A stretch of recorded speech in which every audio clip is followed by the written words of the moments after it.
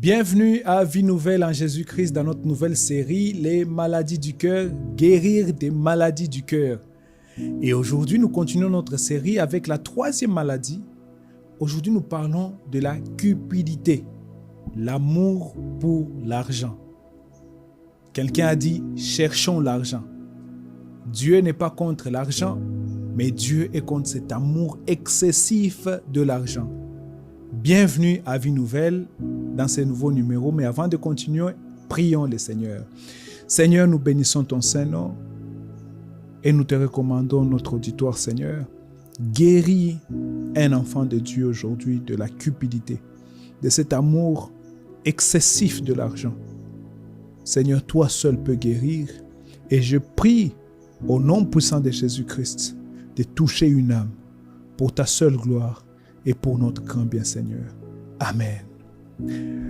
Lisons les Écritures dans l'épître de l'apôtre Paul à Timothée, au chapitre 6, 1 Timothée 6, et nous lirons du verset 6 au verset 10. La Bible dit, « C'est en effet une grande source de gain que la piété avec le contentement, car nous n'avons rien apporté dans le monde et il est évident que nous n'en pouvons rien emporter. Si donc nous avons la nourriture et les vêtements, cela nous suffira. » Verset 9. « Mais ceux qui veulent s'enrichir tombent dans la tentation, dans le piège et dans beaucoup de désirs insensés et pernicieux qui plongent les hommes dans la ruine et la perdition. Car l'amour de l'argent est une racine de tous les maux, et quelques-uns, en étant possédés, se sont égarés loin de la foi et se sont jetés eux-mêmes dans bien des tourments. Gloire au Seigneur. » La cupidité ou l'amour de l'argent, l'amour excessif de l'argent. Parmi ces maladies que Jésus mentionne dans Marc chapitre 7, à partir du verset 20, il dit c'est ce qui sort de l'homme qui les souille. Il parle de l'orgueil, des fornications, des adultères, mais Jésus parle aussi de la cupidité. L'une des choses qui détruit nos églises, nos familles, nos lieux de travail, et même nos pays, c'est la cupidité.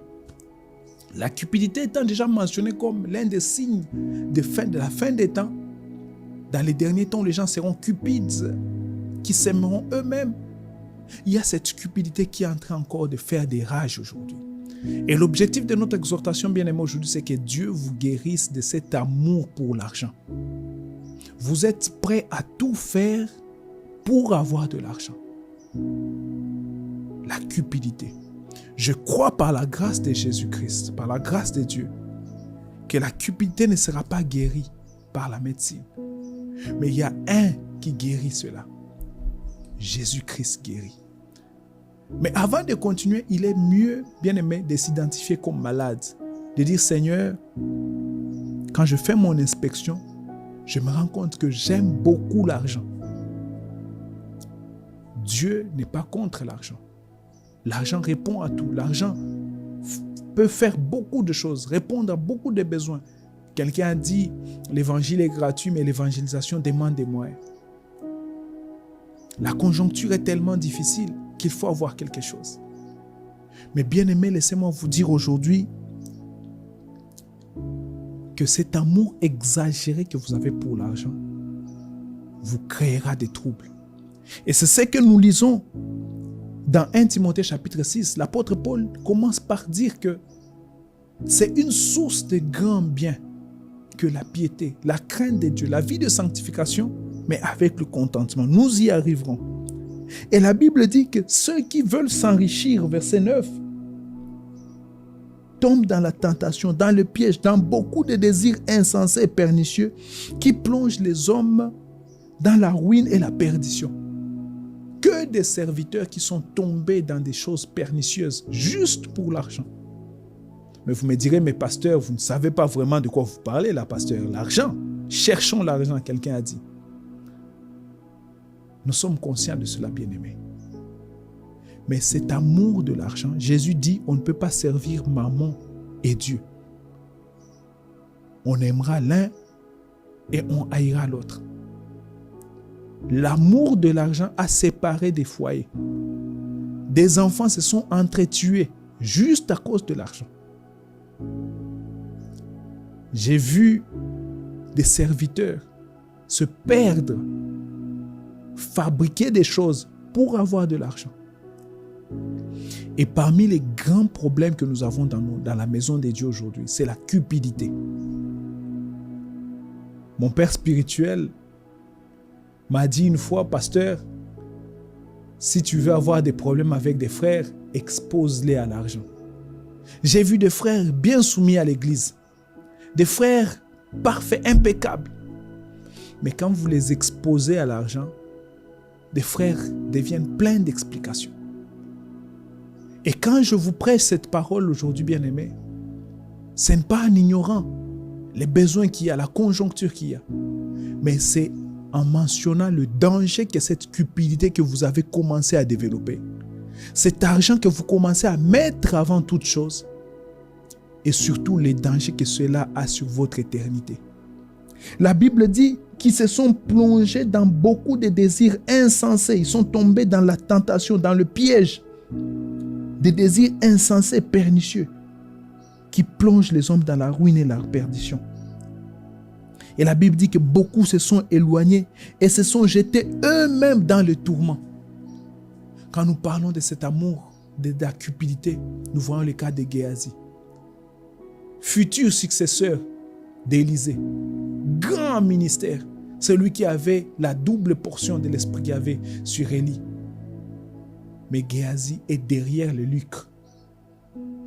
Géasi est prêt à tout, prêt même à mentir. Combien de fois n'avons-nous pas menti juste pour avoir de l'argent? Pour avoir de l'argent, beaucoup ont menti.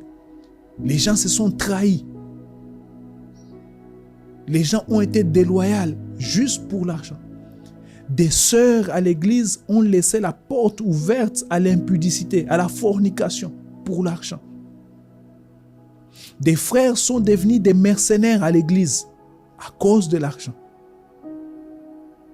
Une fois, j'ai sollicité un frère, il m'a dit, pasteur, déjà réservé à la période des fêtes comme ça, nous sommes derrière les agendas. Je n'aimerais pas entrer dans le débat.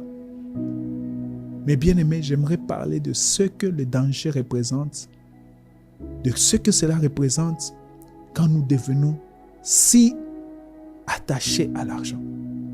Judas a même fini par vendre son maître. L'argent a une puissance. C'est pourquoi même Dieu dit qu'on ne peut pas servir maman et servir le maître. On aimera l'un, on haïra l'autre. La Bible dit que beaucoup sont plongés dans des dangers, dans des pièges pernicieux, juste par amour pour l'argent. Par amour d'avoir le téléphone dernier cri. Et vous remarquez, comme nous l'avons dit, ces maladies vont de pair. La cupidité va avec l'envie, va avec la jalousie, va avec ce que la Bible appelle dans 1 Jean l'orgueil de la vie. On veut être au top, on veut être les meilleurs. Alors, il faut travailler pour plus. Certains zèles ne sont plus motivés par l'amour pour Dieu, juste par amour pour l'argent. On sait que là, on aura quelque chose. Alors, on doit multiplier. On multiplie des messages. Ma femme m'a dit une fois qu'elle a rencontré un serviteur en route qui lui a donné des messages et à la fin, elle a dit, ma fille, tu ne peux pas partir comme ça, il faut laisser quelque chose. La cupidité. Bien-aimés, je prie que le Seigneur vous libère de cette cupidité. Mais que vous en soyez conscients. Que vous remarquez que non, je suis devenu un mercenaire dans la maison de Dieu. Tout ce que je fais, il faut d'abord l'argent. Vous commencez à quantifier les choses pour l'argent. Bien-aimés, comme l'apôtre Paul le dit, sachez que nous n'avons rien à porter et nous n'emporterons rien. Tout est vanité, poursuite du vent. Votre âme compte plus que tout, bien-aimé. Aujourd'hui, je prie que le Seigneur vous libère de cette cupidité qui habite votre cœur. Que Jésus-Christ vous libère de cet amour pour l'argent, frère.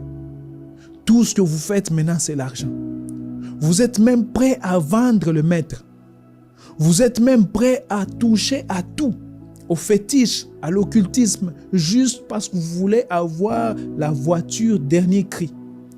Vous voulez avoir le smartphone, le téléphone intelligent dernier cri. Ma sœur, vous allez vous prostituer. J'ouvre et je fais une parenthèse pour ces sœurs qui laissent la brèche. Vous recevez des cadeaux. Mais à la fin de ces cadeaux, que donnerez-vous en retour? Jésus-Christ veut vous libérer aujourd'hui. Un serviteur m'a dit une fois, pasteur, en devenant moi aussi pasteur, j'ai compris la puissance de l'argent. J'ai compris combien on peut facilement passer de la saine doctrine à un autre évangile de cupidité. Quand vous êtes nourri quelque part, quand vous êtes béni quelque part, facilement, vous pouvez passer à autre chose. Et pour cela, il m'avait demandé de prier pour lui. Bien-aimés dans le Seigneur, où en êtes-vous avec ce que la Bible appelle la racine de tous les maux? Beaucoup se sont tués à cause de l'amour de l'argent. Beaucoup ont vendu leur âme juste à cause de l'argent. Et de manière particulière, j'aimerais parler aux serviteurs. Revenez à la saine doctrine. Revenez à cet évangile qui se donne sans autre motif. Frères et sœurs, beaucoup ont gâché leur réputation. Beaucoup ne sont plus recommandables. Pourquoi? À cause de leur amour pour l'argent. Vous êtes prêts à escroquer le moindre centime juste pour vous enrichir. Et remarquez que la cupidité va souvent de pair avec le mensonge. Ceux qui aiment beaucoup l'argent, c'est facile qu'ils mentent. C'est facile qu'ils escroquent. Nous avons beaucoup de Judas et de Géasi dans nos églises. Voilà pourquoi la lèpre s'attache à beaucoup. Voilà pourquoi beaucoup ne prospèrent pas. Pourquoi ils volent des trésors.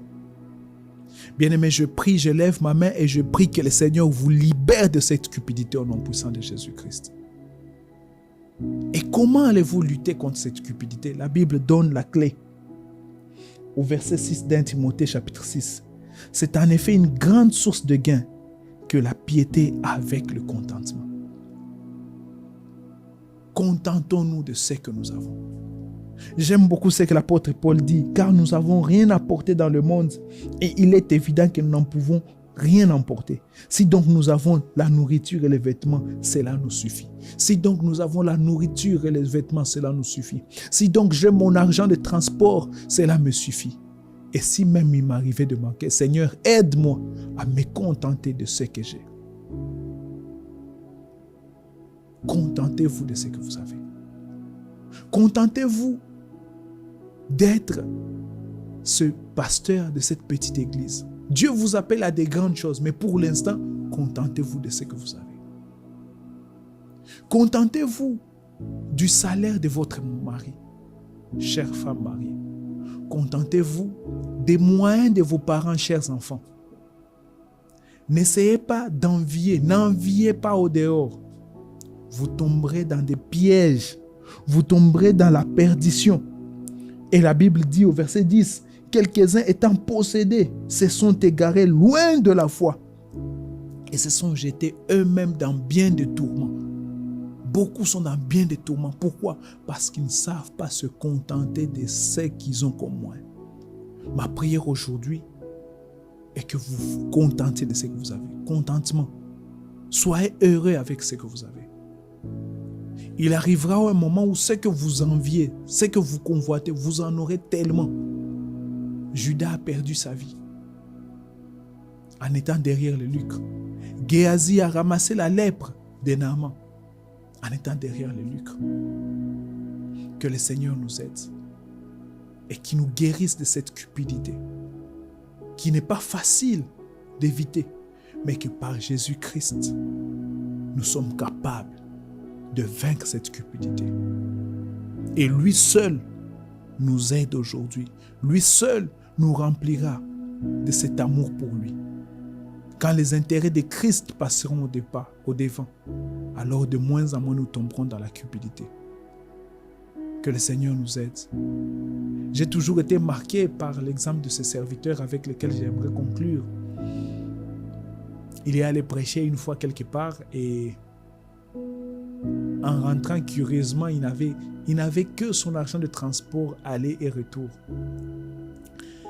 Et quand il est arrivé là où il devrait prêcher, il devait aussi donner les offrandes. Donc, il avait donné aussi ce qu'il avait comme argent de retour, comme offrande.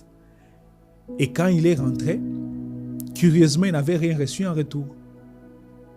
Et comme il n'avait rien comme argent de transport, il me dira une fois que il a même vendu le petit téléphone qu'il avait.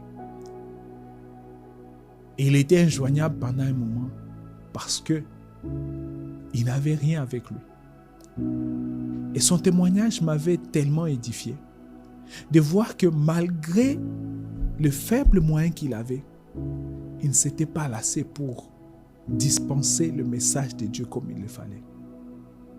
Bien-aimés dans le Seigneur, que le Seigneur nous aide à être contents des moyens que nous avons. Ne falsifions pas les choses, ne décorons pas les choses. Vivons selon nos moyens et le Seigneur nous bénira. Je clôture en disant ce passage d'1 Timothée chapitre 6 verset 6.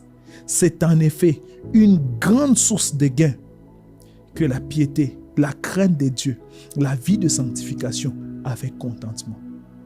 Si nous nous contentons de ce que nous avons, nous ne toucherons pas, nous n'amènerons pas le feu étranger dans la maison de Dieu. Que le Seigneur nous bénisse. J'aimerais vous inviter aujourd'hui. Êtes-vous devenu cupide? Êtes-vous cupide? Que vous vous repentiez aujourd'hui et dire, Seigneur, pardonne-moi pour cet amour que j'ai excessivement pour l'argent, afin que je vive dans le contentement. Prions le Seigneur. Seigneur, je viens te présenter mon frère et ma sœur qui sont tombés dans la cupidité, Seigneur. Je prie que tu les en libères aujourd'hui au nom puissant de Jésus-Christ. Aide-nous, Seigneur, à nous contenter de ce que tu nous accordes. Aide-nous, Seigneur, à vivre dans le contentement. Ce n'est pas facile, Seigneur, mais c'est possible avec toi et en toi, Seigneur. Que ton nom seul soit glorifié. Et merci pour ces âmes, pour ces vies que tu guéris aujourd'hui, pour mon frère et ma sœur qui me suivent, Seigneur, afin qu'ils vivent cette piété avec contentement. Au nom puissant de Jésus-Christ. Amen. Soyez encore bénis, bien-aimés, vous qui choisissez, vous qui avez choisi par la grâce de Dieu de vivre dans le contentement. Et le Seigneur vous bénit et vous enrichit au nom puissant de Jésus-Christ. C'était votre serviteur, le pasteur Yves Mwenebatou de l'église Vie Nouvelle en Jésus-Christ. Alors, ne manquez pas de nous suivre dans notre série d'exhortations sur les maladies du cœur où seul Jésus-Christ nous guérit. À la prochaine et soyez bénis. Amen.